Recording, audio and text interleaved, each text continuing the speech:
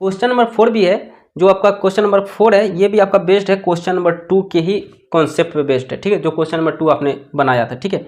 तो क्वेश्चन बोल रहा है कि यूक्लिड विभाजन प्रमेयिका का प्रयोग करके दर्शाइए कि किसी धनात्मक पूर्णांक का वर्ग की बात हो रहा है, ठीक है, किसी पूर्णांक m के लिए 3m या 3m+1 के रूप का होता है, ठीक है।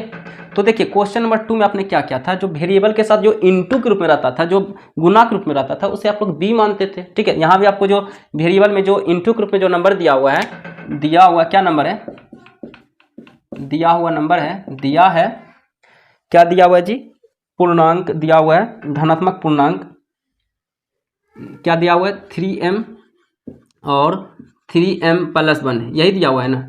तो आपको करना क्या है, जो वेरिएबल के साथ जो इनटू ग्रुप में है उसे आपको b मान लेना है, ठीक है। तो यहाँ पे लिखोगे आप माना b = 3, ओके।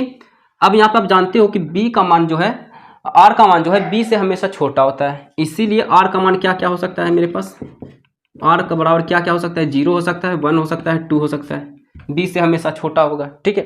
तो अब यहाँ पे आप अप्लाई करोगे यूक्लिड विभाजन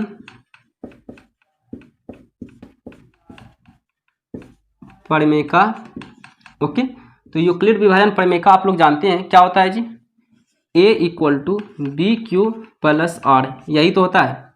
ये आपका केस 1 है, ठीक है, ये केस 1 है, ओके।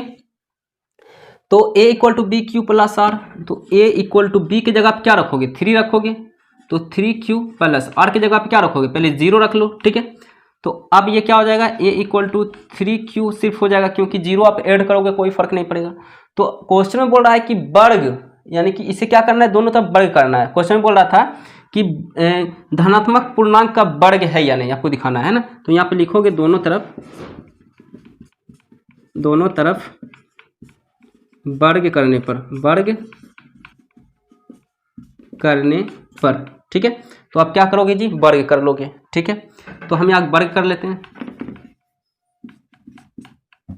तो वर्ग करेंगे तो इधर हम स्क्वायर लेंगे और फिर इधर भी स्क्वायर लेंगे, ठीक है।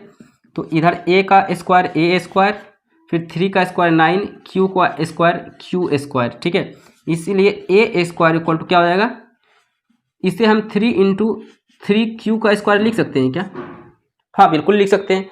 3 × 3 9 हो जाएगा, 9q² हो जाएगा, यानी कि 9q² को 3 × 3q का स्क्वायर हम लोग लिख सकते हैं, ठीक है। अब इसलिए हम यहाँ पे लिखे हैं क्योंकि हमें 3m के रूप में लाना है ना, 3m के रूप में लाना है, ठीक है। तो यहाँ पे हम लिखेंगे a बराबर 3m।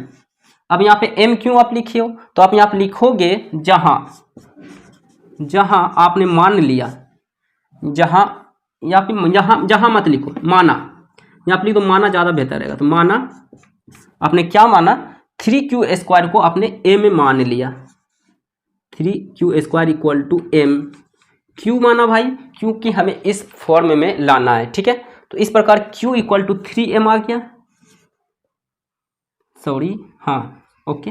देखिए a² = 3m, ये मेरा आ गया पहला केस, ओके।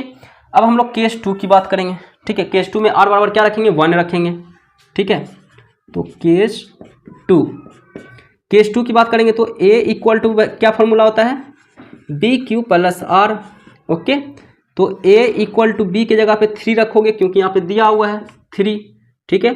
तो 3q + 1, आप क्या रखोगे, 0 तो रख चुके हो, 1 रखोगे, ठीक है। तो अब क्या करना है, दोनों तरफ वर्ग करना है, क्योंकि क्वेश्चन में बोल रहा है कि वर्ग के रूप का है कि नहीं, ठीक है। तो दोनों तरफ वर्ग करने पर, दोनों तरफ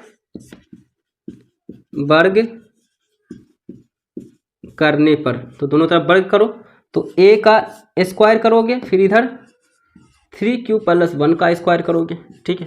तो यहाँ पे आप लोग जानते होंगे एक फॉर्मूला a + b का होल स्क्वायर, क्योंकि यहाँ a + b का होल स्क्वायर यहाँ पे बैठ रहा है फॉर्मूला, क्या होता है, a² + b² + 2ab, यही तो फॉर्मूला होता है ना, यही फॉर्मूला ना होता है जी, ओके। तो यहाँ फॉर्मूला यहाँ पे पुट करो, फॉर्मूला पे यहाँ पे इसे पुट करो, ठीक है। तो a का स्क्वायर a², फिर 3q² + 1 का स्क्वायर + 2 × a इंटू बी, ठीक है। तो 3 का स्क्वायर 9q स्क्वायर, फिर प्लस 1 का स्क्वायर 1, फिर प्लस 3 इंटू 2 6q, ठीक है। अब यहाँ पे आप देखो, इससे आप क्या लिख सकते हो, आप इसे 3 इंटू 3q स्क्वायर लिख सकते हो क्या? हाँ बिल्कुल लिख सकते हो।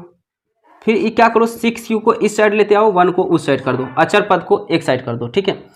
अब यहाँ पे आप क्या करो, ये जो नंबर है 3q स्क्वायर प्लस 6q, इसे आप लोग m में मान लो, क्योंकि आपको इस फॉर्म में लाना है, ठीक है। तो यहाँ पर आप लिखोगे 3m प्लस 1, जहाँ आपने माना, क्या माना भाई, माना आपने 3q स्क्वायर प्लस 6q को आपने m मान लिया, ठीक है। आपने क्या किया, 3q स्क्वायर प्लस 6q को आपने m मान लिया, इसलिए आपने यहाँ पे इतना यहाँ पे आपने लिखा, ठीक है।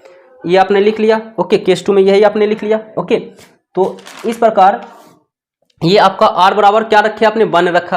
अब r बराबर क्या रखोगे, 2 रखोगे, ठीक है। तो केस 3 में हम लोग यहाँ वर्क करते हैं, इसे हम यहाँ रफ करते हैं। केस 2 यहाँ पे हो गया। अब केस 3 की बात करते हैं हम लोग, ठीक है,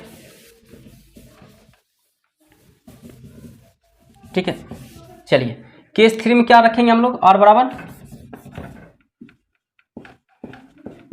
केस 3 में r बराबर हम लोग क्या रखेंगे, r बराबर हम लोग रखेंगे 2 रखेंगे, ओके, क्योंकि 1 तो रख चुके हैं, ओके। तो यहाँ आप लिखेंगे a equal to B Q plus R. तो a इक्वल टू बी की जगह पे आपको 3 रखना है, फिर q प्लस आर की जगह क्या रखना है, इस बार 2 रखना है, क्योंकि 1 आप रख चुके हैं, 0 1 रख चुके हैं, ठीक है। तो आपको करना क्या है, क्वेश्चन के अनुसार बोल रहा था वर्ग करने के लिए, तो दोनों तरफ वर्ग कर दो आप, ठीक है। क्या कर दो, वर्ग कर दो, ओके। वर्ग करोगे तो इधर आ जाएगा आपका a का square equal to 3q plus 2 का स्क्वायर। अब यहाँ पे देखो a प्लस बी का होल स्क्वायर पे इसे आप तोड़ दो, a का स्क्वायर a स्क्वायर हो गया, यहाँ पे तोड़ोगे तो 3q का स्क्वायर प्लस 2 का square plus 2 into a into B, okay. ये आपका हो गया।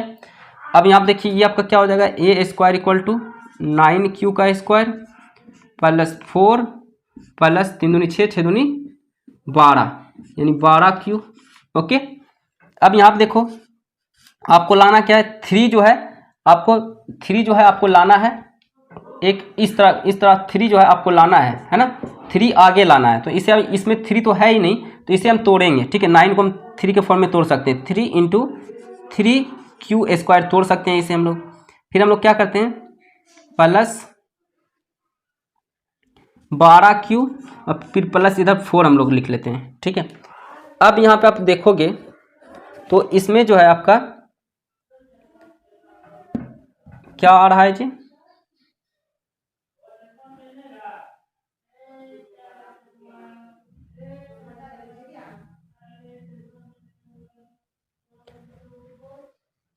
अब यहाँ पे देखिए आपको 3m प्लस 1 के रूप में लिखना है, किसके रूप में लिखना है, 3m प्लस 1 के रूप में लिखना है। तो अब यहाँ पे आप क्या करो, इस 4 को आप 3 प्लस 1 लिख सकते हो क्या, 3 प्लस 1 इक्वल टू 4 होता है, तो इस तरह आप लिख सकते हो क्या, 4 को लिख सकते हैं, बिल्कुल लिख सकते हैं। यानी कि अब आप करो क्या, इन सभी नंबर को, यहाँ से यहाँ तक जो नंबर है, इन सभी नंबर को आप लोग m में मान लो, ठीक है। क्या मानोगे, m में मानोगे, तब ये 3m प्लस 1 के रूप में हो जाएगा, ठीक है। तो यहाँ पर लिखोगे a square equal to 3m plus 1, जहाँ आपने माना, क्या माना बाबू, आपने माना 3q square plus 12q plus 3 equal to m, ये आपने मान लिया, ठीक है, इसीलिए ये आपने लिखा, ठीक है। तो इस प्रकार ये आप लिख चुके हैं, ओके। तो अब ये जो है आपका जो है सारा जो है r का मान आपने पुट कर लिया, इससे ज़्यादा बड़ा तो r का मान हो नहीं सकता है, 0 1 2 होगा, क्योंकि b इक्वल टू 3 है, तो 3 से हमेशा जो r का मान जो है b से हमेशा छोटा होता है, ठीक है। तो इस प्रकार ये आपने सारा का सारा वर्क आपने कर लिया, ठीक है। अब यहाँ पे आपको लिखना है कि किसी धनात्मक पूर्णांक का वर्ग किसी पूर्णांक m के लिए 3m या 3m प्लस 1 के रूप में होता है, ओके। यहाँ पे फाइनल आंसर आप लिख लोगे, ओके। तो यहाँ पे आप लिख लोगे आंसर, फाइनल आंसर यहाँ पे लिख लोगे आप, इसीलिए किसी धनात्मक पूर्णांक